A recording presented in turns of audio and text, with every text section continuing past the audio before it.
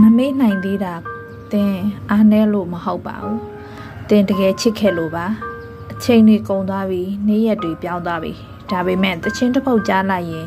လန်တလန်းကိုဖြတ်သွားလိုက်ရင်ညအခါတိတ်တိတ်လေးဖြစ်လာတဲ့အချိန်တွေမှာသူ့နာမည်ကစိတ်ထဲမှာပြန်ပေါ်လာတတ်တယ်ဆိုရင်အဲ့ဒါကမင်းမမားဘူးဆိုတဲ့အချက်တစ်ခုပဲဖြစ်ပါတယ်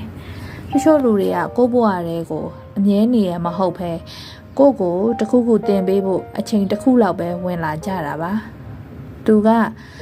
မင်းကိုပျော်ရွှင်အောင်လုပ်ပေးခဲ့သလိုနာကျင်အောင်လည်းလုပ်ခဲ့တယ်ဒါပေမဲ့အဲ့ဒီနာကျင်မှုကြောင့်ပဲ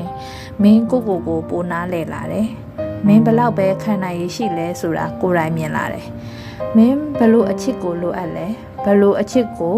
လက်မခံသင့်ဘူးလဲဆိုတာကိုသိလာတယ်မမေ့နိုင်သေးလို့ကိုအပြစ်မတင်ပါနဲ့ဘာလို့မမေ့နိုင်သေးတာလဲ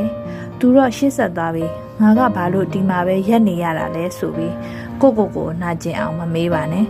အချစ်ဆိုတာအချိန်စရာနဲ့မသွားပါဘူးတချို့ကတလားနဲ့ပြန်တည်ငြိမ်တတ်တယ်တချို့ကတစ်နှစ်မှပြန်ရက်နိုင်တယ်ချို့ကတော့မမေ့နိုင်ပေမဲ့မနာကျင်တော့အောင်နေရတတ်သွားတယ်အဲ့ဒါက healing ပါပဲမမေ့နိုင်တာမကြရှုံးတာမဟုတ်ပါဘူး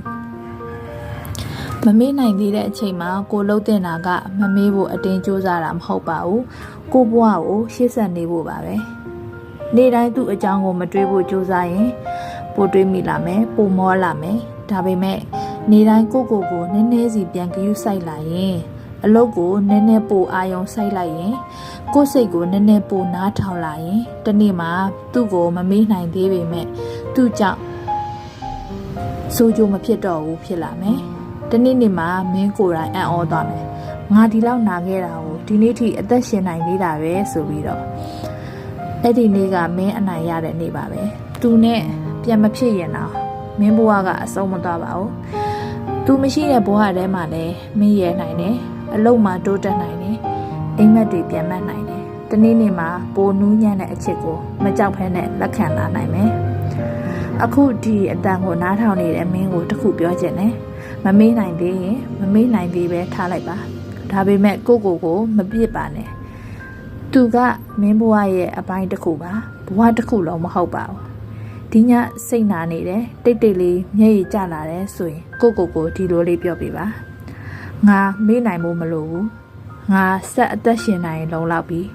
ငါဒီနေ့ကိုကြော်နိုင်ရင်လုံလောက်ပြီမင်းအဆင်ပြေသားမယ်မနှက်တစ်ခါမဟုတ်ရင်တော့တဖြည်းဖြည်းနဲ့တကယ်ပဲအဆင်ပြေသွားပါမယ်